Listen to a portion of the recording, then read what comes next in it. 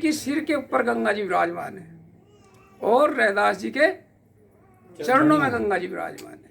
इसलिए हमें यानी समय समय पर हमारे महापुरुषों ने शरीर का त्याग तो किया लेकिन आत्मा का त्याग नहीं हुआ।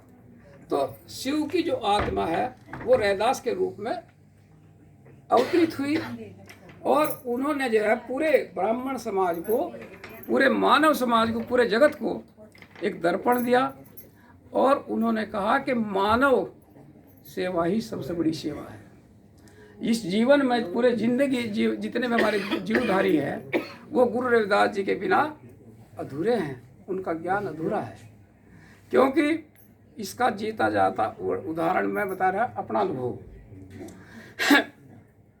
एक दिन रात का 1 बज रहा था और मैं जंगल में केला ही था, अपने पेड़ के तले बैठा था। तो मैंने वाणी लिखी, वो जो वाणी है कि सदा राम मुझे दर्शन दीजिए, जांगो वालों की वाणी मैं अपने मोबाइल में जब लगाई तो चिड़िया जो ऊपर पेड़ों पर बैठी थी महाराज जी, तो वो भी चू चू करने लगी।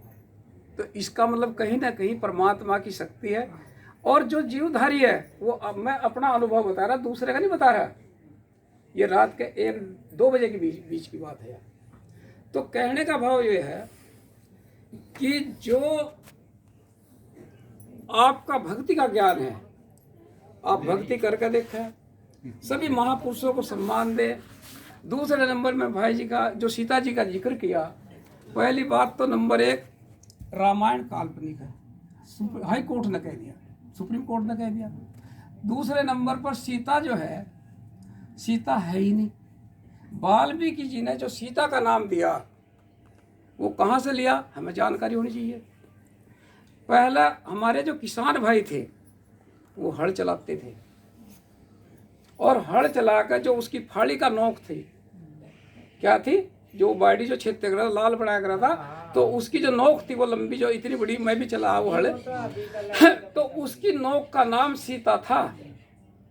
और वहां से वाल्मीकि जी ने उस हाड़ी के पैंट की जो नोक थी उससे उसका नाम सीता रखा। तो किसी सीता जो है किसी लड़की का नाम नहीं था, वो हड़ की फाड़ी जो थी वहां से उन्होंने काल्पनिक नाम रखकर सीता नाम रखा। तो ये हमें जानकारी होनी चाहिए। दूसरे, जो वाल्मीकि रामायण कह रही, वो कह रही है कि रावण ने कभी मांसाहारी जीवन नहीं रहा, रावण का, जो वाल्मीकि रामायण कह रही। और रामचंद्र जी का मांसाहारी जीवन रहा क्योंकि उन्होंने हिरण मारे, आखेट किए। मैं नहीं कह रहा, वाल्मीकि रामायण कह रही है। तो अगर आप वाल्मीकि रामायण का अध्ययन करेंगे उसमें उसका आपको ज्ञान मिल जाएगा। तीसरे नंबर पर, हम जितने भी प्राणी हैं चाहे वो अनुसूचित के हैं, अनुसूचित में 67 जातियां हैं। 67 जातियों में जो हमारे चमार हैं पूरे भारत के अंदर कितने हैं, हमें जानकारी होनी चाहिए। कितने? 5,70,00,000। 5,70,00,000 जो हमारा आज के अगर आप निकाल कर देखो टेबल, तो इतने हमारे चमार है जो पूरे भारत के अंदर है। दूसरे, पाकिस्तान के अंदर चमार है, चीन के अंदर चमार है, और इब्राहिम लिंकन जो अमेरिका का राष्ट्रपति हुआ वो चमार था। स्टीफन जो रूस का राष्ट्रपति बना वो चमार था।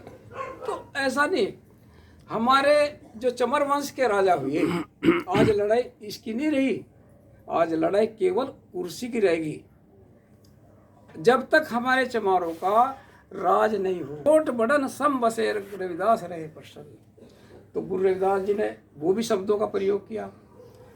फिर कहा, कोयल तरसे अंबुक चातक तरसत नीर, रविदास लोचे तरस को प्राण नहीं दी।